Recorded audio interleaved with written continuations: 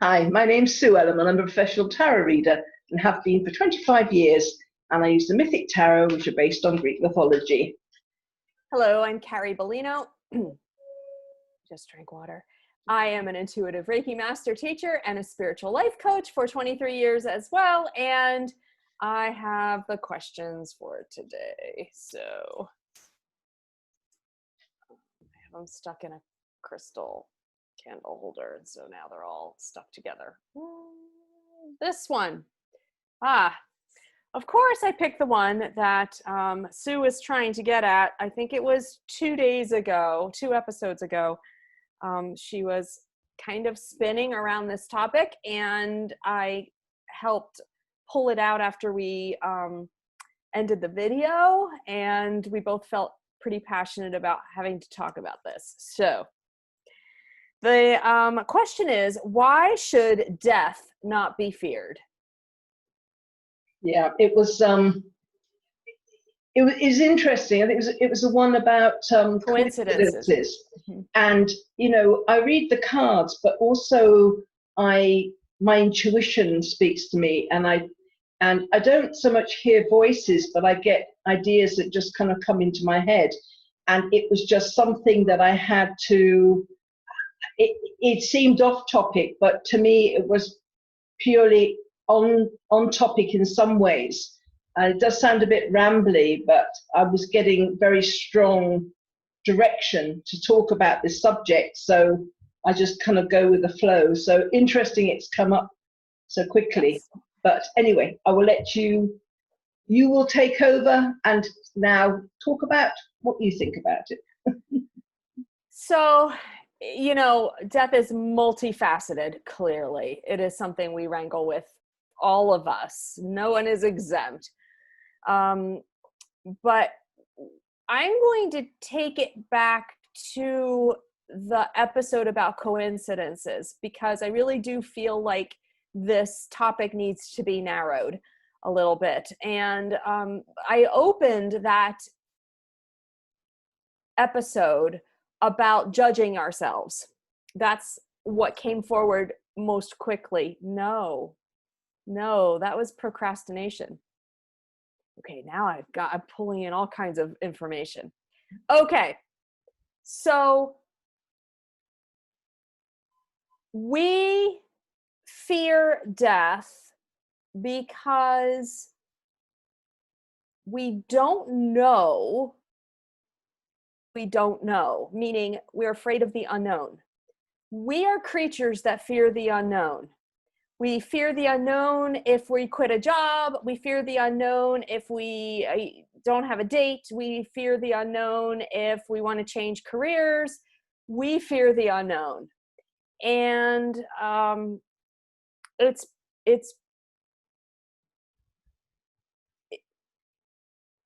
I'm hearing that that's a useless place for our worry, but it's a fact. So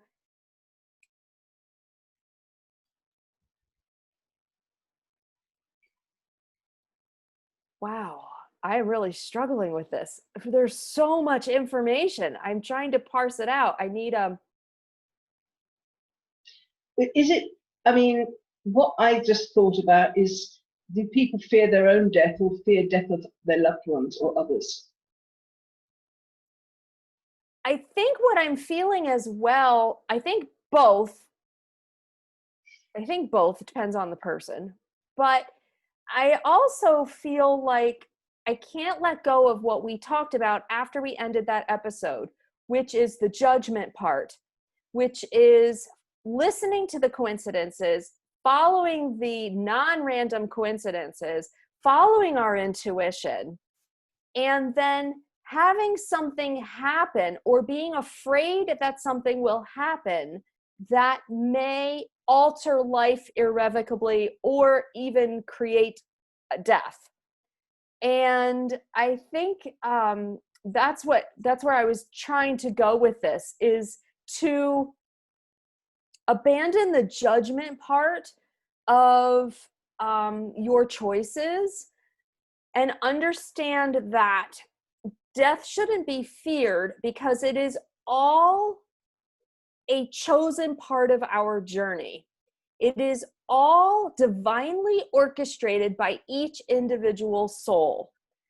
I do not believe that there is any way that a soul can affect another person's life choices or their moment of death without their agreement. And Sue and I have talked about this play that we are all in, and these soul contracts that we have all made. And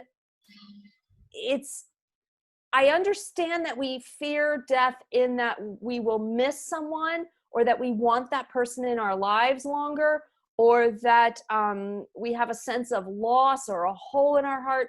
I get the grief part of it, but death shouldn't be feared as something random. That's something that happens by being a victim, or something you said or did that created the situation. That's all something I'm encouraging everybody to try to give up. So, for instance, you get an idea that you want to go out to dinner and you want to celebrate with friends. And so you get the idea, and it feels really good in your heart, and it feels like you want to see these people, and you're creating the energy and the love around it, and everybody decides to meet at a particular time, and one of those sets of friends has a car accident on the way there, and one of them passes away.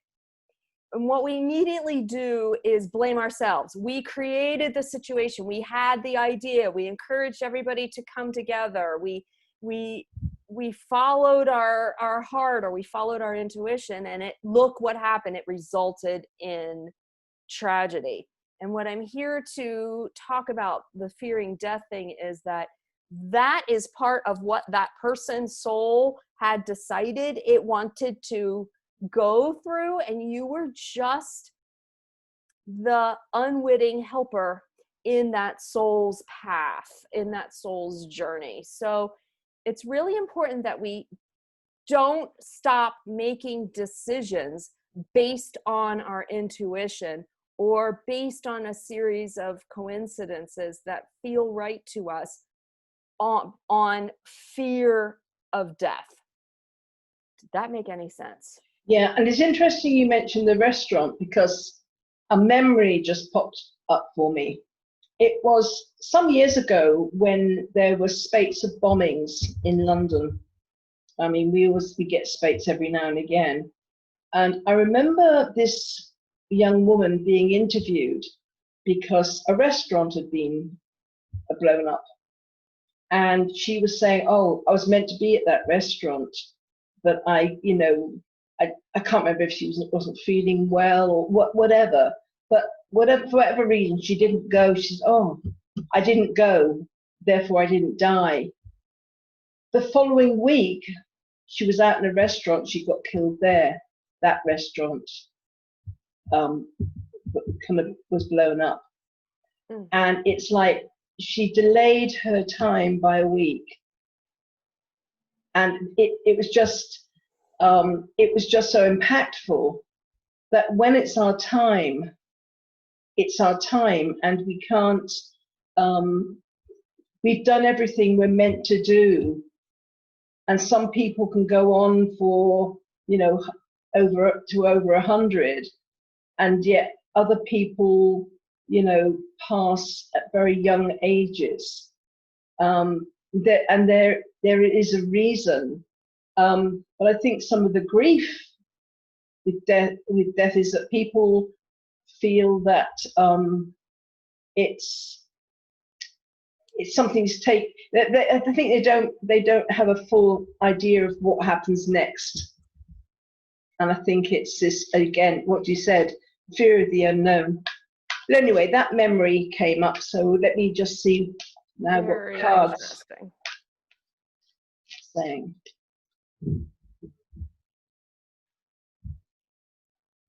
I remember another thing as well. Same day, a toddler fell out of a window in a high-rise building, and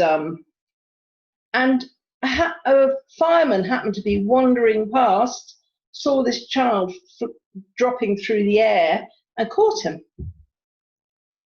saved the child. And it was kind of a high window he'd fallen out of. Same day, there was a man gardening, pricked his finger on a rose and died. It's random, isn't it? Just that we don't know the whole story. Luckily, that fireman followed his intuition and was going wherever his heart felt like he was supposed to be going. And absolutely, he was in the right place, right time, saved that child's life. Right. So, okay, here we go. Death is confusion. We've got the moon card here. It's an illusion as well. Different people have different ideas of what death is. Some fear it, some think that's where their rewards will come in death. It depends sometimes the religion you're in, the culture you're in, what kind of story you've been fed about death. For me personally, I don't believe in death. I think it's just a transition to another place, another vibration, and you continue on doing whatever you're meant to do. For me, it's like you go to another country. You don't see the person anymore, but they're still around. That to me, because I see spirit. So I know there isn't death. So, but there's a lot of confusion about it. People, and that's where the fear is. And also and it's also about attachment to people. And we can't imagine our life without them. And sometimes, people will say if they've gone through a divorce, that sometimes it'd be easier if the person had died in a way, because you knew they weren't around for anybody else, kind of thing afterwards. But there is this kind of uncertainty about what happens afterwards, and if you aren't if you haven't kind of gone in, you don't do meditation, if you haven't been shown, whenever you hear about people who've had near-death experiences, when they've come back, half the time they haven't wanted to come back because it's been so beautiful where they were. So I haven't heard any of those people saying, "Oh God, I hated it." It's just they now are kind of accepting, kind of quite looking forward to it, because it's going to be so much less stressful than being down here. It's about loving relationships as well. So the people that you've grieved, the people that you've loved who've already passed on, you see them again. They're there waiting for you. When my dad passed, there were so many spirits in the room waiting for him. So but we've got to get it sorted in our own heads, and look at it through the eyes of something loving.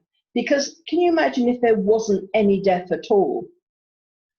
I know from I think Bible days, people would live to 300 years old or more. I'm not really very versed in the Bible, to be honest, but I remember hearing that, or maybe reading about it in my youth. But now I think people live for less years because we don't live as purely. We have a lot of toxins and things that kind of contribute to kind of not so much longevity. But if there was no death at all, can you imagine how populated the planet would be? How sick so many people would be, especially in the environment we've created. Can you imagine, if plants never died, animals never died, can you imagine? You know, then we'd really have to go to Mars because we'd run out of room here. So it is a natural progression. It's just that we get attached, you know, and it's like, why me? Or why was it my dad? Why wasn't, you know, there's a time for everything. And being accepting and loving, that is really something that we need to cultivate. But here is the grief of death, the five of cups. You know, it's this grief, it's this feeling of loss, and that is okay. You know, especially if you've lived closely with somebody and they're suddenly not there, we're going to feel that grief. We're going to miss them. It's like if an animal passes away, your pet passes away, there's this feeling of loss, there's this emptiness. And that's right, because you love them, you know, and then they're not going to be around. But they've gone on on another journey. And this grief should, in a healthy way, pass. You know, it goes through its different stages, and then it passes, and memories then become happy memories, you know, of the times you spent together. So that, and here we have it's getting a bit dark, the page of cups. And the page of cups is about loving ourselves a bit more, being open to new relationships. You know, sometimes, you know, the people come to our lives, then they pass away, but then other people come in for the next stage of our life. It's a bit like you can't have the same relationships with the same people from kindergarten right the way through to kind of into your 80s without them changing. Some very unusual cases, there are a few people that do have those kind of long relationships. But mainly, as we change the people we have around us. And sometimes people pass on, sometimes it's just a natural transition. But we have a death of a period of our life. It doesn't always have to be a physical death. But I don't, excuse the noise outside, they decided to throw wood around or something, and I'm in 34 degrees heat here in London. You'd see me disappearing and melting off the screen if I had the window closed.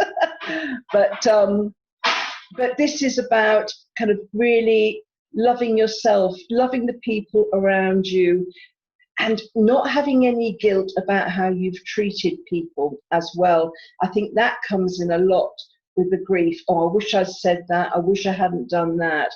So it behoves us to make sure that our relationships are pure relationships, that we do things, we say the things we need to say, we don't part on angry words. So if something does happen, which happens to some people, we don't have the regrets and the guilt about, oh, I wish I hadn't done this, I wish I hadn't said that. So I think that's part of what death is. We have, time has run out. So if we can treat each one of our friends and our family members with honesty and authenticity and treat them with love, then if something untoward does happen and their time comes, we won't have this guilt of things that have been left unsaid. And so those are the cards. So everybody, live in the present, live life to the fullest, speak what's on your heart, act with integrity and authenticity, and follow your intuition. And that's all I have to say on the matter, really. Thank you. Please share if this video resonates with you, and like and subscribe as well. Bye from me. And we'll see you tomorrow.